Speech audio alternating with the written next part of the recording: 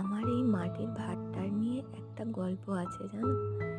চলো আজকে তোমাদের সাথে শেয়ার করি। এটা গিয়েছিলাম নৈহাটিতে বড় মার দর্শন করতে। সেদিন ছিল পয়লা মাঘ। এতটাই ভিড় ছিল যে মায়ের দর্শন করতে পারিনি।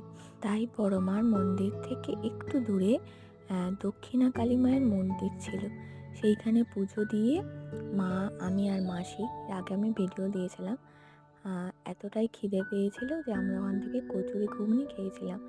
তো সেই মিষ্টির দোকান থেকেই রাজনন্দিনী মিষ্টি কিনে খেয়েছিলাম। তো সেই ভাতটাই আমি ভালো করে ধুয়ে আর নিয়ে এসেছিলাম। এতে মা মাসির কাছে বকাও খেয়েছি, কিন্তু কি করব, ওই যে একটা শখ, যেখানে যাই ভাঁড় বলো ঠিক সাথে করে নিয়ে আসি। কিন্তু এটাও এনেছি আর একটা চায়ের ভাঁড়ও এনেছি।